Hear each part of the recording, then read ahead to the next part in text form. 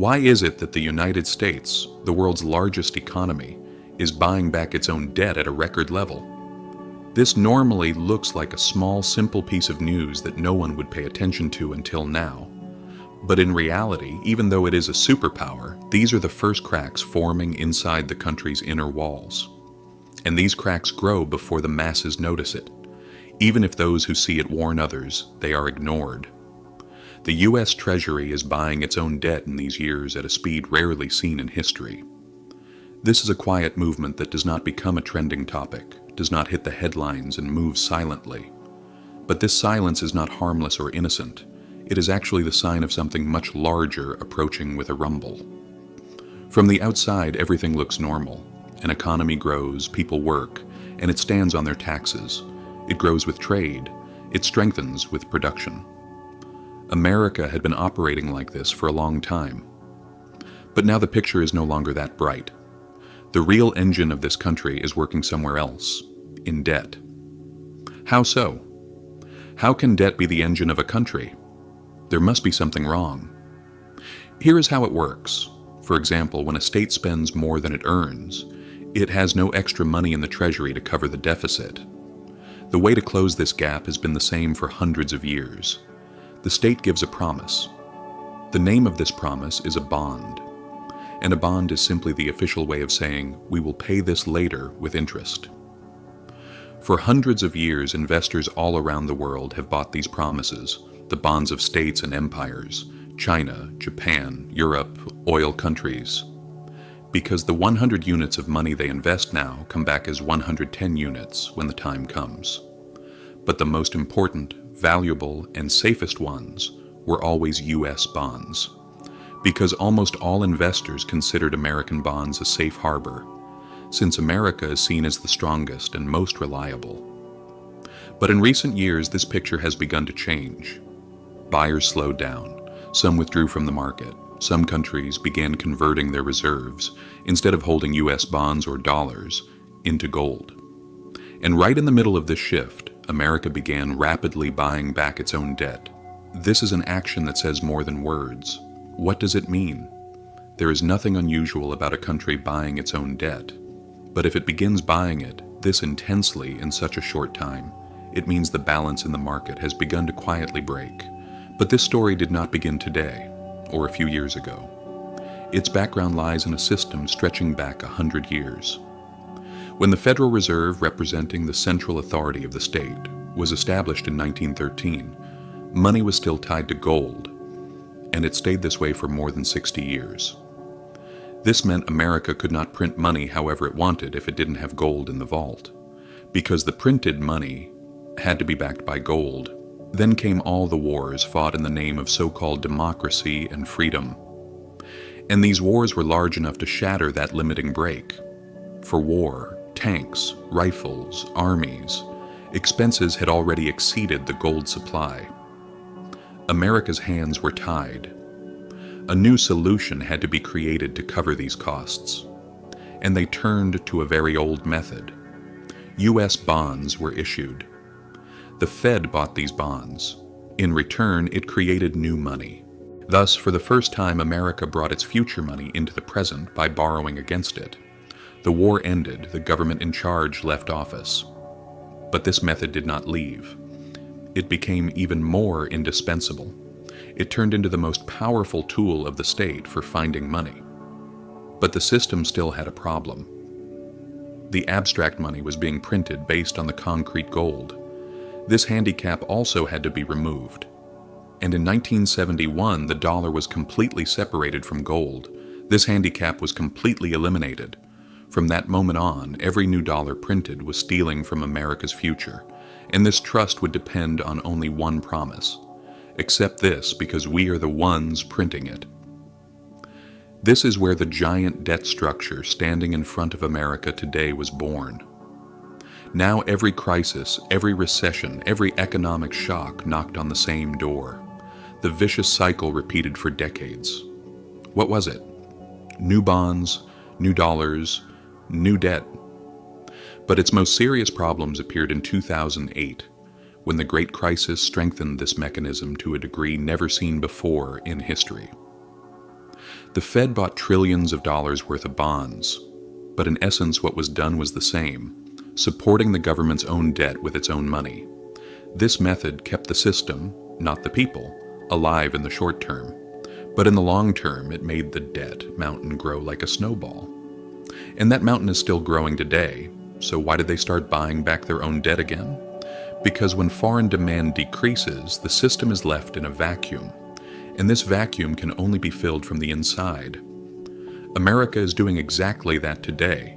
It is buying back its longer-term, more expensive debt and issuing shorter-term, cheaper debt instead. Behind this step, which looks logical on paper, lies a bigger truth.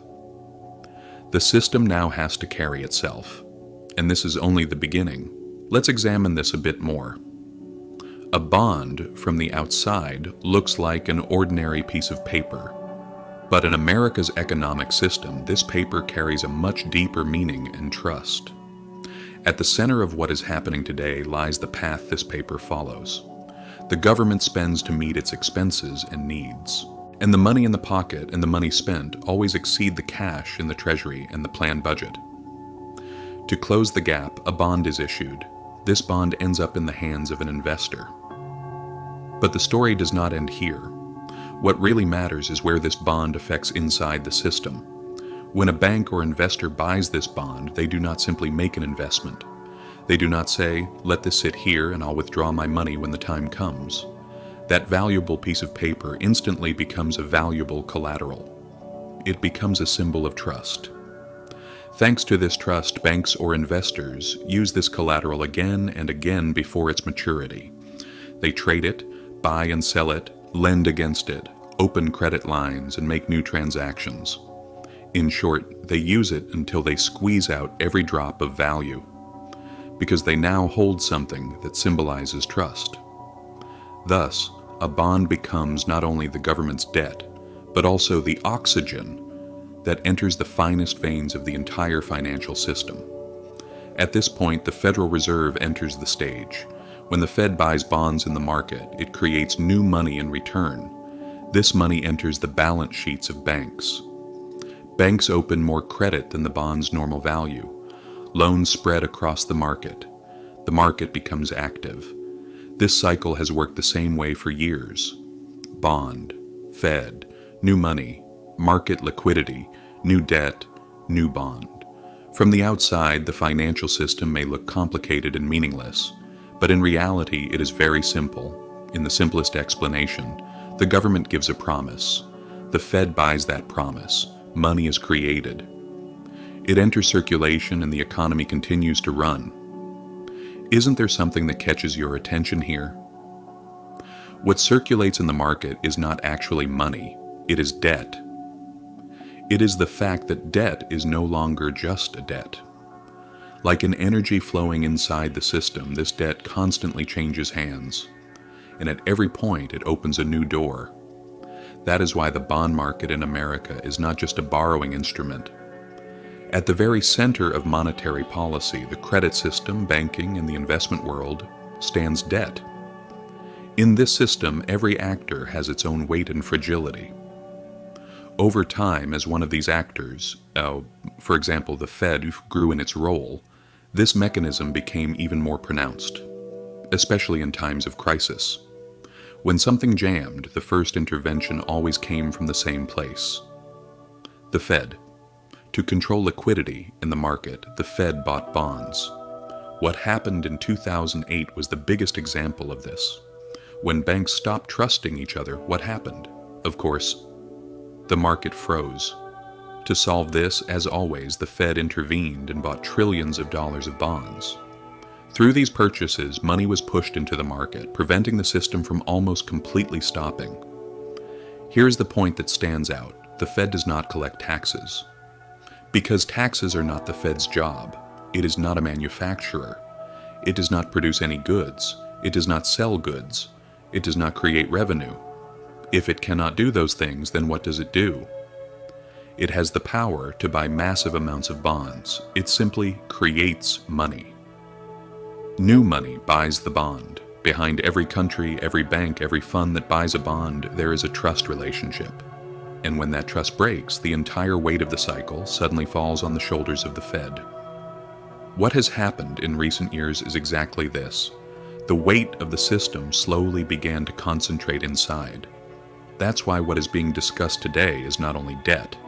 The real issue is the journey of debt inside the economy. Where this journey goes, the country's future goes there as well. Money and debt have never been just a means of exchange throughout history. They were a mirror that silently reflected how strong an empire was, what it faced in each era, and how it weakened. And this mirror often showed the first sign of deterioration long before anyone else noticed. The story of ancient Rome is the oldest and clearest example of this. For centuries, the denarius was Rome's pride. To explain it briefly and simply, it was minted from pure silver. Both soldiers and merchants found the same trust in this coin. The empire's expansions, roads, armies, ports, all were powered by the strength of this money. But as Rome grew, something changed. The landmass expanded, the armies grew, expenses increased accordingly. But the silver in the treasury stayed the same.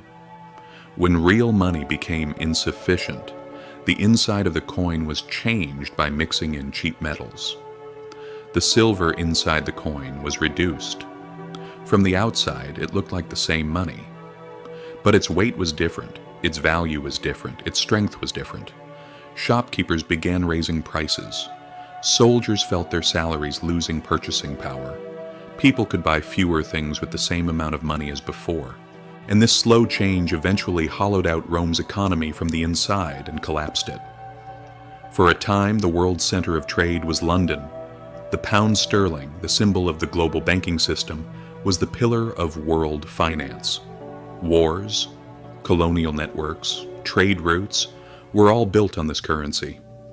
Every country wanted to hold sterling because it meant trust. But as the empire grew, expenses increased. Just like in Rome, paper money expanded, debt grew, and the gold backing fell behind. Britain had become dependent on debt just to breathe. It was trying to carry the burden that gold could no longer bear by promising the future. The future of the country was being sold to pay for today's expenses, but this system did not last forever. Just like Rome, the pound gradually withdrew from the world stage. Its place was taken by the dollar, which had a much broader reserve network. History has shown us over and over again. As a state grows, money is printed to cover expenses, and printing money weakens the empire from within. A similar cycle repeated in Chinese dynasties, the Ottoman Empire, Weimar Germany, and even in small city-states. Everywhere, the result was the same. Money expanded, value fell, power weakened. Today's nations are increasing their debt. So why has America started buying back its own debt so quickly?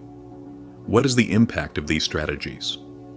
Because demand for American bonds from outside, foreign countries and investors, has slowed. Normally, America would issue debt, and the world would buy it. But in recent years, the picture has changed. China reduced its bond purchases. It even came to a halt. Japan lowered its confidence positions toward America. European central banks are diversifying their reserves instead of holding only dollars like they used to. Many countries increased their gold purchases. BRICS nations are now discussing trading among themselves using their own currencies instead of the dollar. As demand decreased, America's bonds started to become not as easily accepted and sold because the atmosphere of trust is not as strong as it used to be. It has become fragile. What does this mean?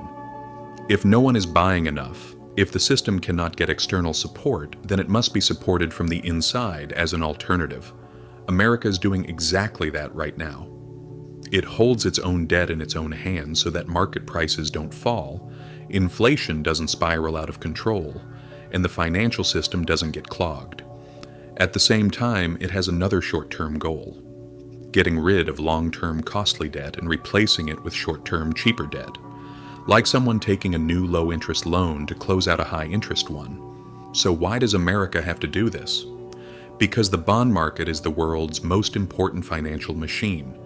because it is the easiest and most effortless source of funding.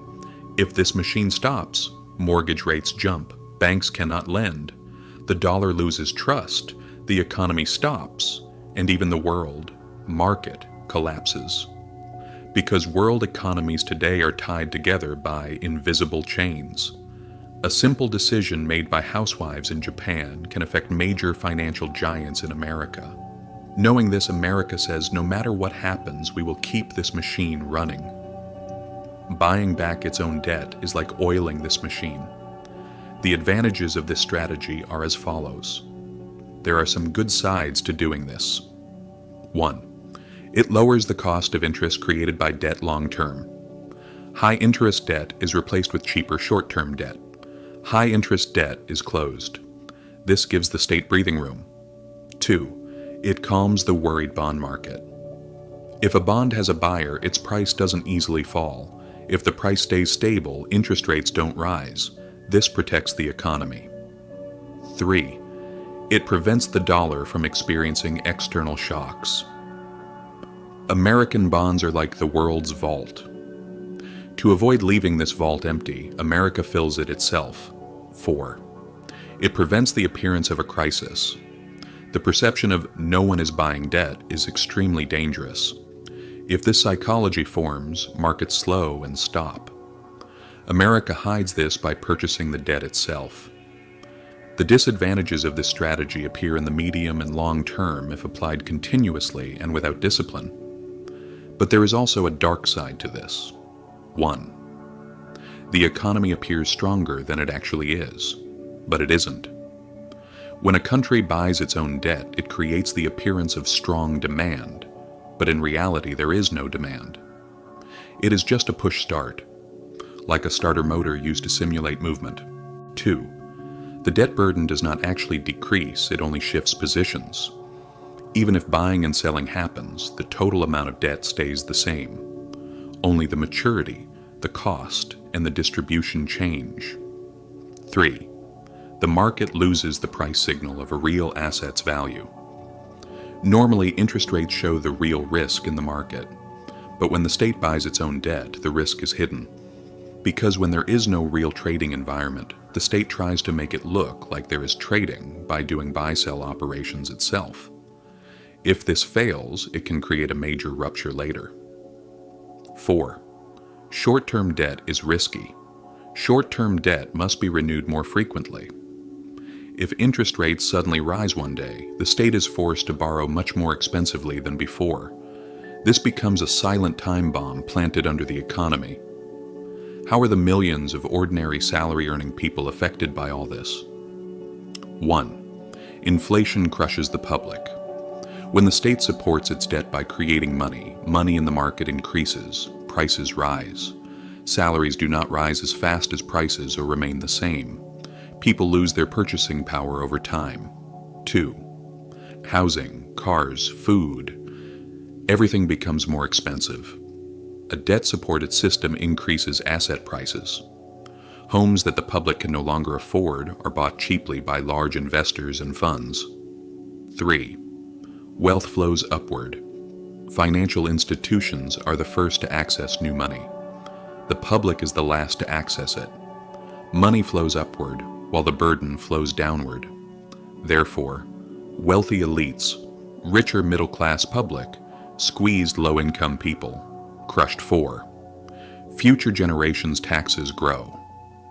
As debt grows, future taxes grow as well. Today's debt becomes tomorrow's bill, and this bill is paid by future generations. 5. If trust is shaken, the shock wave hits the public. As in all monetary collapses in history, the biggest blow hits the public. Unemployment, high cost of living savings, evaporating, borrowing becoming harder, economic uncertainty, the burden the system cannot carry. A future in the shadow of debt awaits in America. America is entering a period where it must buy more and more of its own debt. This is not just an economic preference, it is now a complete necessity, because the external demand that once strongly supported the bond market is quietly shrinking today. For many years, the largest buyers of America's debt were not Americans themselves. It was China, Japan, European countries, and emerging markets outside the US. Now everyone has started to say, I trust value, not paper. This may look like a small movement in the global financial system, but the meaning and impact are enormous. Because when reserve preferences change, the weight of a currency begins to shift, quietly, just as ancient Rome's silver, or once powerful Britain's gold reserves, shifted in history. What is happening in the US bond market today is exactly this silent negative shift in weight. This shift is not just a technical detail, it also affects distribution of wealth. Because as debt grows, the first group to see that debt is always financial institutions. Look, the first to see the debt, not the first to suffer from it. Because they see the signal early, they prepare and position themselves. The new money created by bonds enters their balance sheets first. Asset prices rise, markets revive. This wave reaches the public last. And by the time it reaches them, inflation has already risen. This is why the modern debt system quietly moves wealth upward, and we have now explained how that happens. The public feels this as life is getting expensive. But the real reason is that money melts downward from the top. This is not only an economic problem, it is a social pressure. The big modern phrase, inequality is rising, is caused by this exact mechanism. In short, when a country buys back its own debt, it does not mean the debt has lost its buyers, but it definitely shows that buyers' behavior has changed, and that changes the rhythm of the system. To preserve that rhythm, states buy their own debt, just as America is doing.